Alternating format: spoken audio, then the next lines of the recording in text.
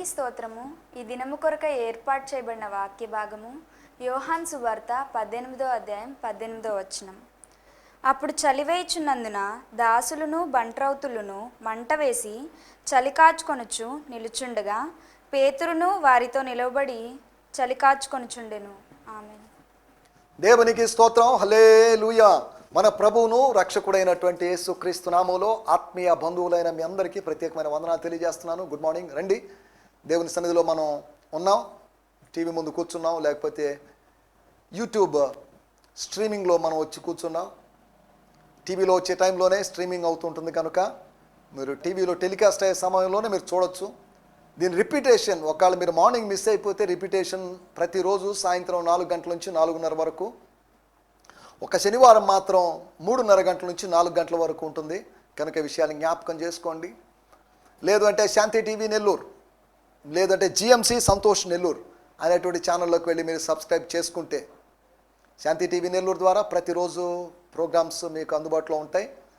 అంతేకాకుండా జిఎంసి నెల్లూరు అనేటువంటి ఛానల్కి సబ్స్క్రైబ్ చేయడం ద్వారా మీరు 2020వ సంవత్సరంలో యోహాను సువార్తలోంచి ఇచ్చిన సందేశాల లింక్స్ అవి అప్లోడ్ చేస్తున్నారు కనుక అవి కూడా మీకు అందుబాటులో ఉంటాయి. కనుక ఏ సందేశాన్ని మిస్ చేయొద్దు. సందేశాలు వినండి. మీ అభిప్రాయాలు, మీ అమూల్యమైనటువంటి సలహాలు, సూచనలు ఇవ్వాల్సిందిగా మిమ్మల్ని ప్రేమపూర్వకంగా కోరుతున్నాం. ఇది మనందరం కలిసి చేసుకోవాల్సినటువంటి కార్యక్రమం. ఈ కార్యక్రమం అనేది వన్ మ్యాన్ షో కాదు. నేను ఒక్కడిని కనిపిస్తూ నా ఒక్కడి ద్వారా జరగాల్సిన కార్యక్రమం కాదు. దీని వెనకాల ప్రార్థించే వాళ్ళు ఉన్నారు, ప్రోత్సహించే వాళ్ళు ఉన్నారు, తెర వెనకాల ఉన్న వాళ్ళు ఉన్నారు. తెర ముందు ఉన్నటువంటి వాడిని నేను కనిపించినంత మాత్రం ఇది నా కార్యక్రమం అని కాదు. ఇది మనందరి కార్యక్రమం.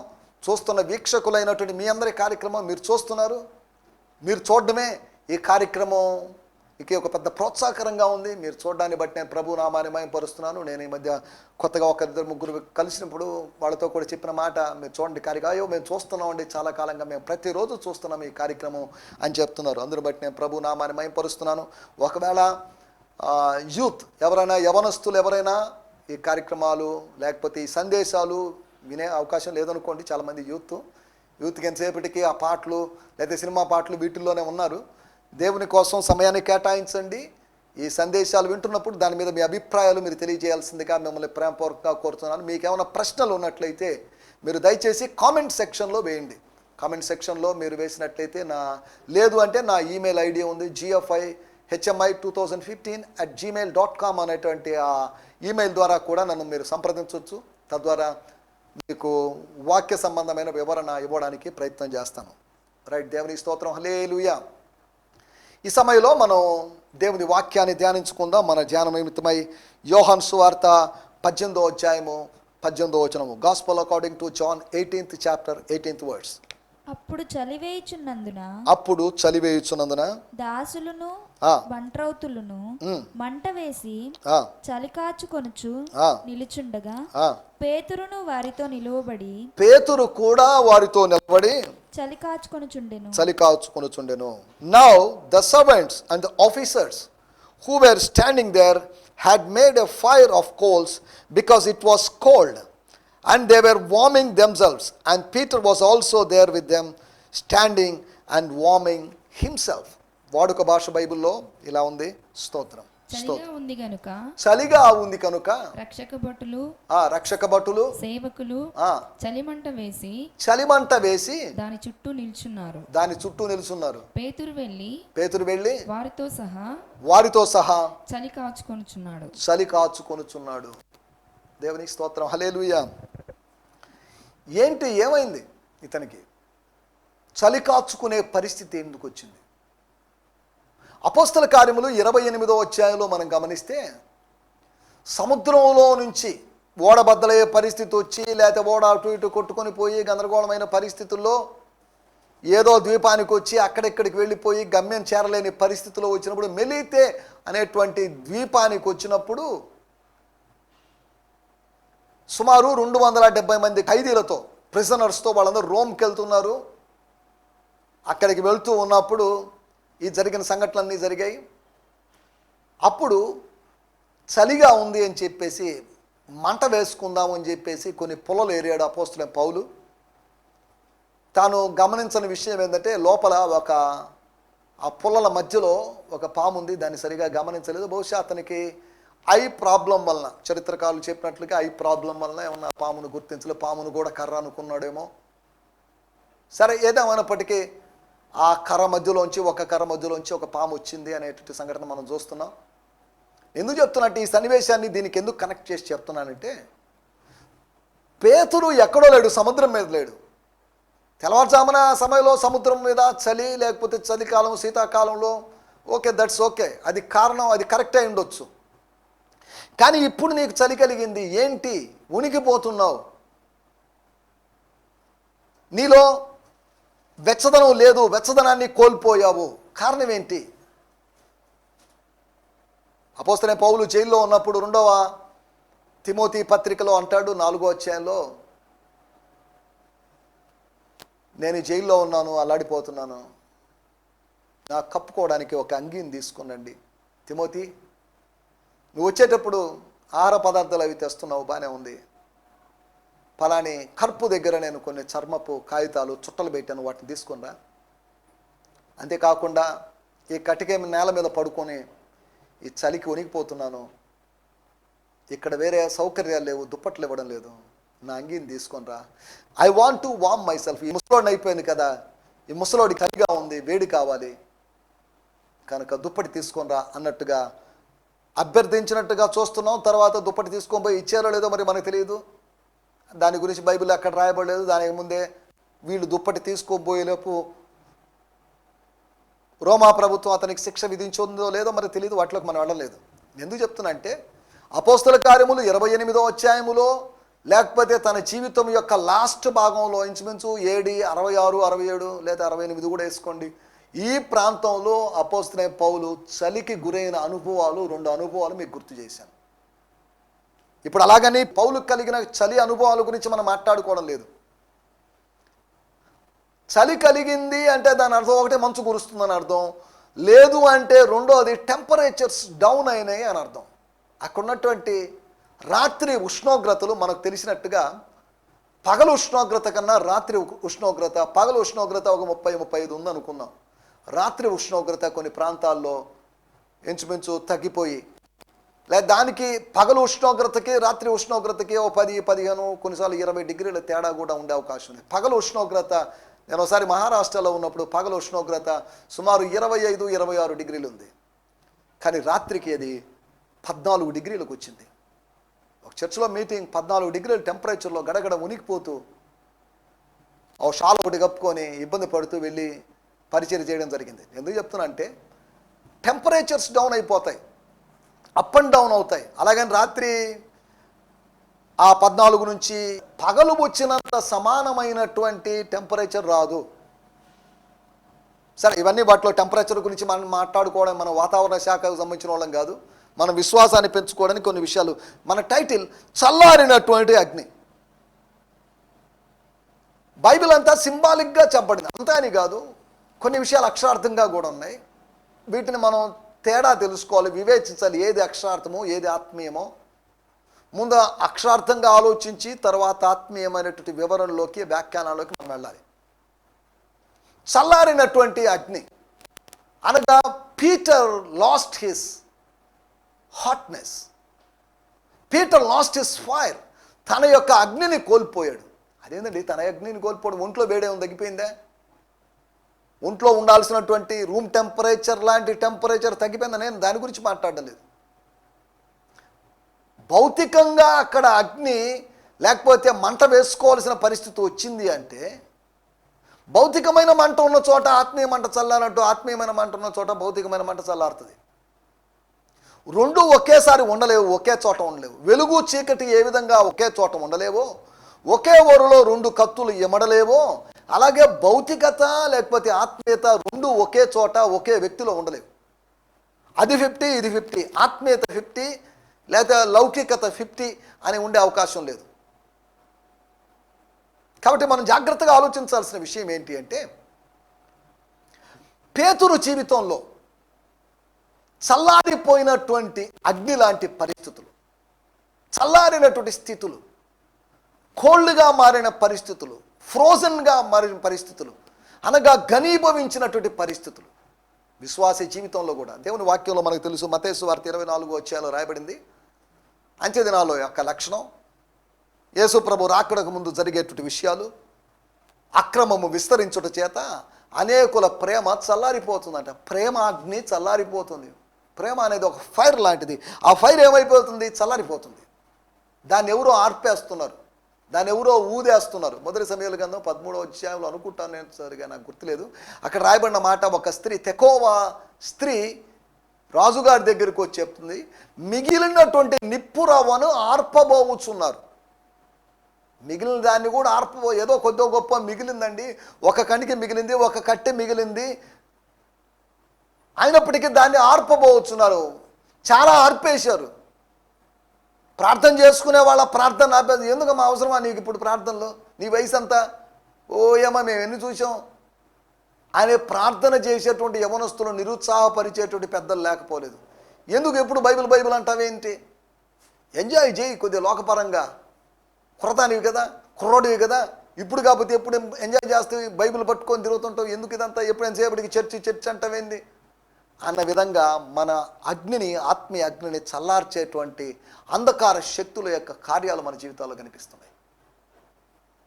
4 విధాలైనటువంటి అగ్ని అనుభవాలు, చల్లారినటువంటి అగ్ని అనుభవాలు మీకు జ్ఞాపకం చేస్తాను.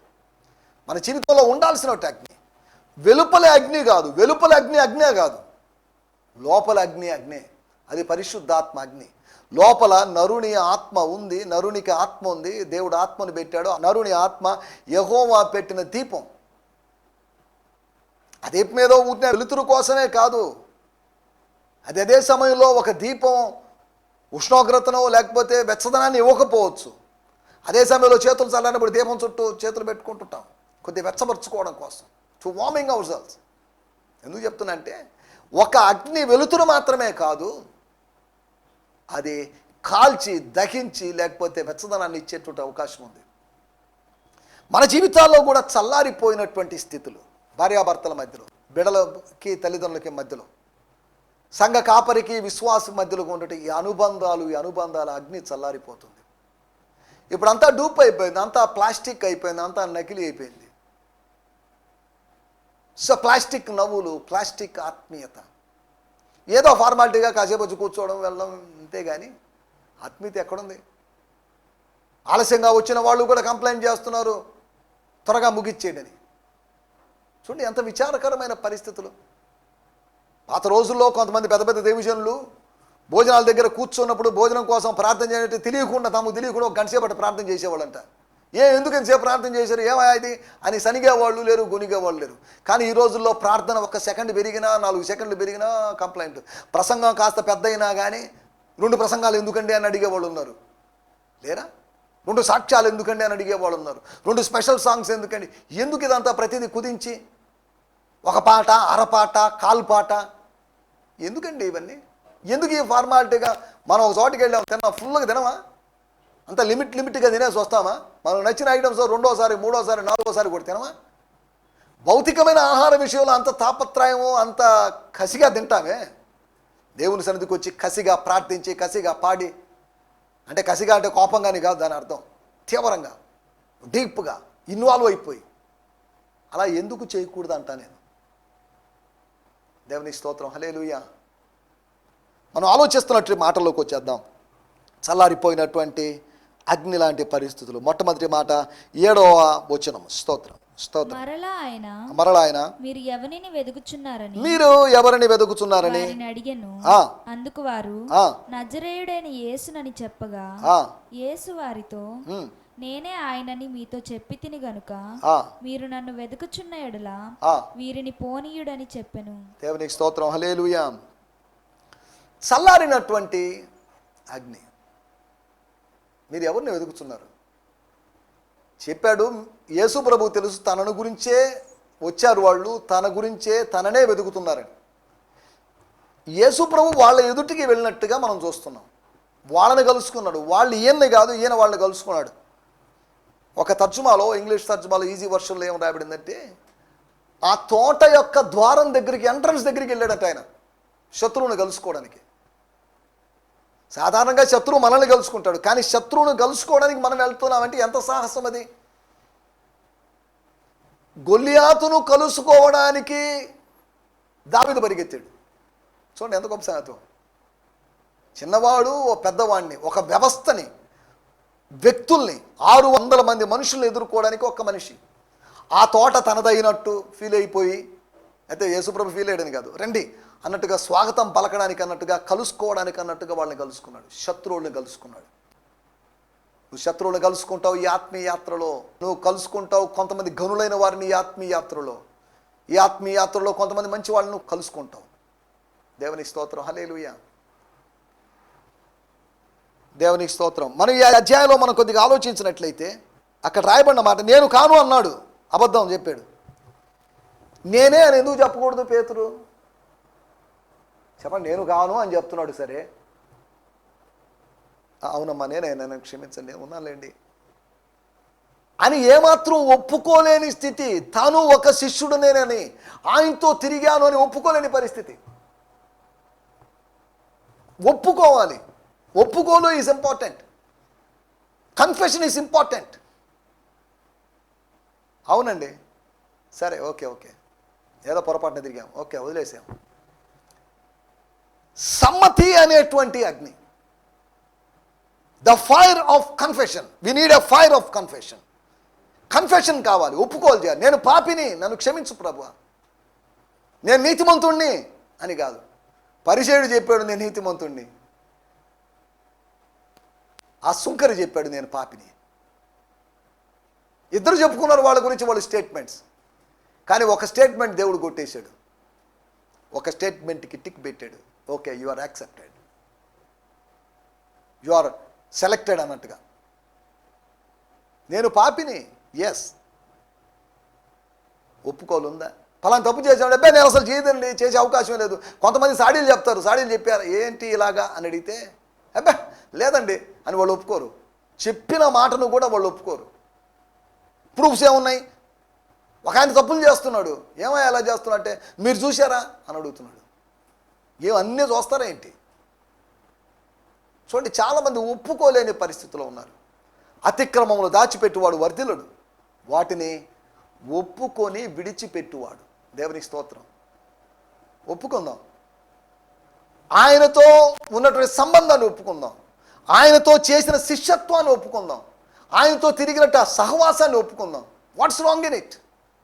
అవునండి తిరిగాను, ఎస్ అని చెప్పుకోవడం తప్పే ఉంది.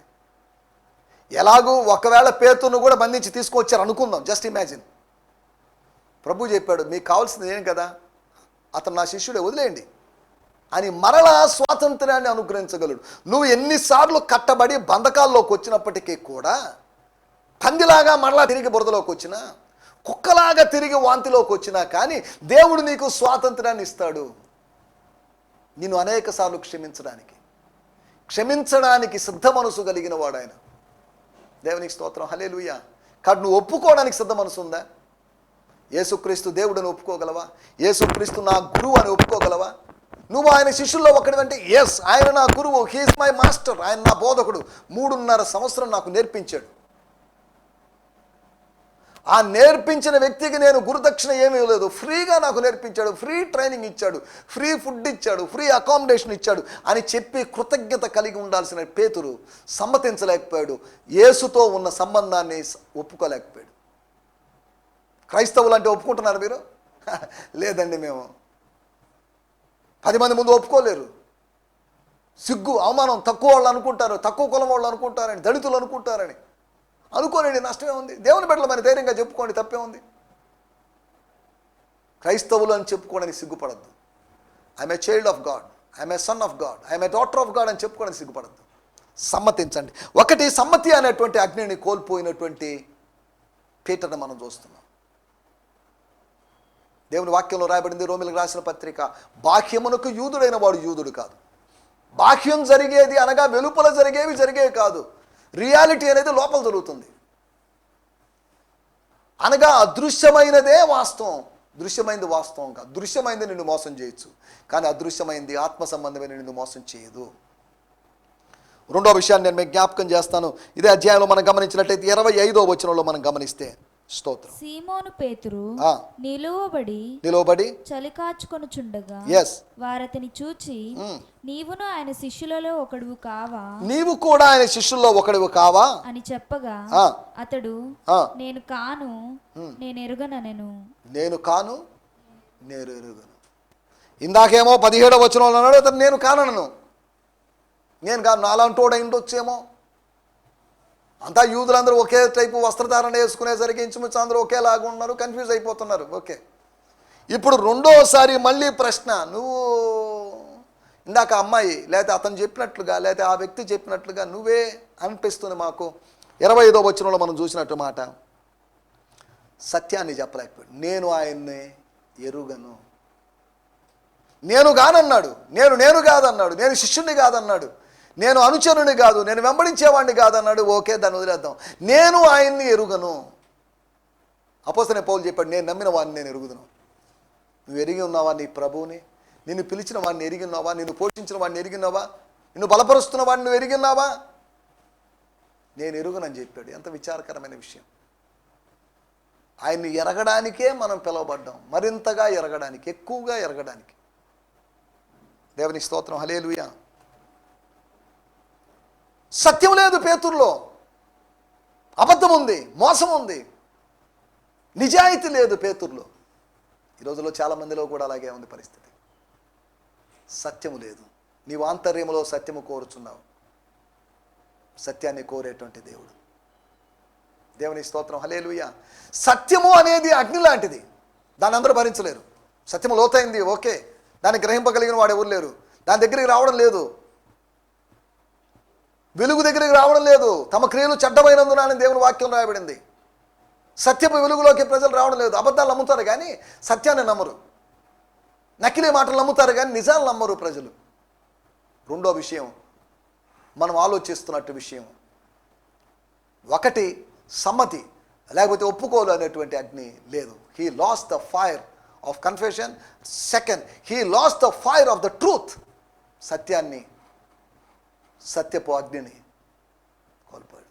ఆయన ఎరుగుదును, చక్కగా ఎరుగుదును, సన్నిహితంగా ఎరుగుదును, 3 సంవత్సరాలుగా ఎరుగుదును అని చెప్పాల్సిన వాడు ఆయన్ని ఎరుగునని చెప్పడం విచారకరమైన విషయం. మూడో విషయాన్ని నేను మీకు జ్ఞాపకం చేస్తాను. కోల్పోయినటువంటి అగ్ని, చల్లారిపోయినటువంటి అగ్ని. పేతురు పోగొట్టుకున్నటువంటి అగ్ని గురించి, మనం మంటను గురించి, ఆ వెచ్చదనాన్ని గురించి, ఆ వేడిని గురించి మనం మాట్లాడుకుంటున్నాం. ప్రసంగి గ్రంథము 4వ అధ్యాయము 11వ వచనం. ఇద్దరు కలిసి పండుకొనిన ఎడల వారికి వెట్ట కలుగును, ఒంటరిగానికి వెట్ట ఏలాగు పుట్టును. ఎస్, ఇక్కడ రాయబడిన విషయం భౌతికమైన విషయం కాదు. స్తోత్రం. ఆత్మ సంబంధమైన విషయం. ఫెలోషిప్, సహవాసం. సహవాసాన్ని కోల్పోయాడు. సహవాసపు అగ్నిని కోల్పోయాడు. సహవాసంలో ఉండాలి దేవుని బిడ్డలు. ఒక కర్ర లేకపోతే కట్టె విడిగా ఉంది కానీ కలిసి ఉంది, తేడా ఉంది.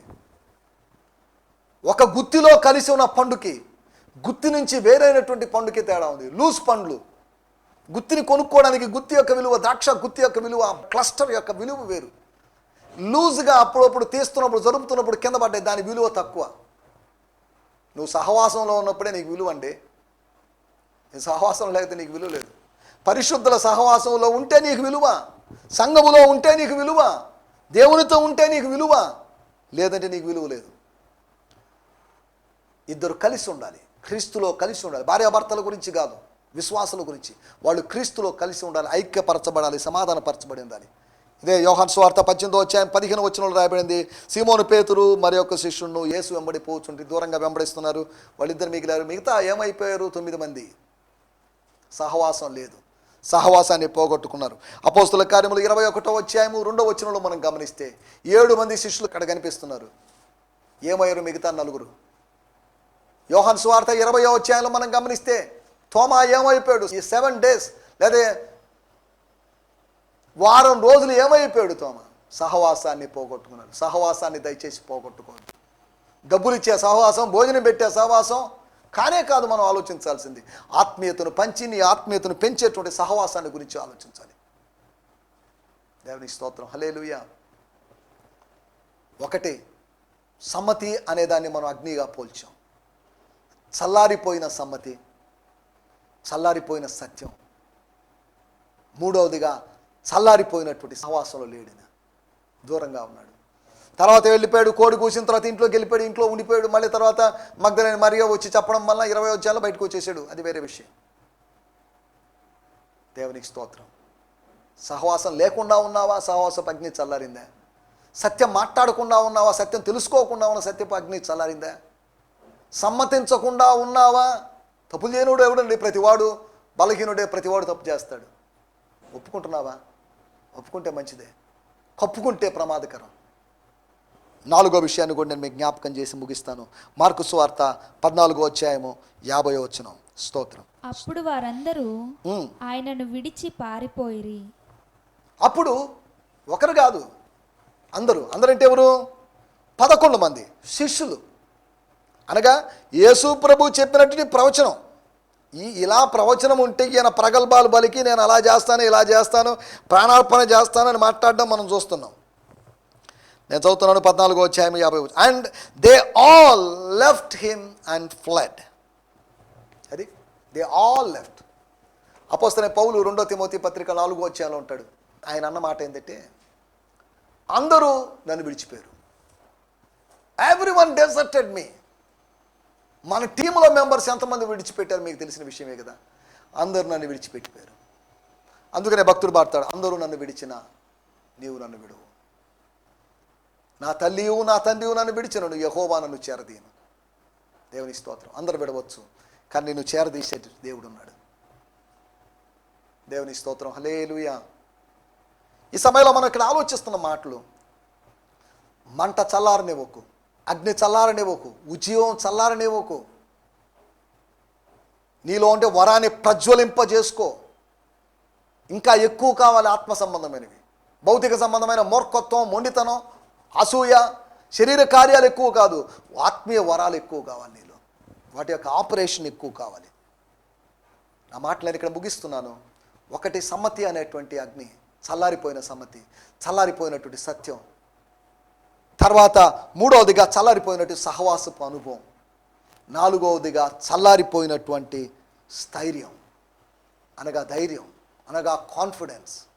అందరూ వెళ్ళిపోయారు, అందరూ చెల్లా చెదరైపోయారు. చూడండి, స్థైర్యాన్ని కోల్పోవద్దు.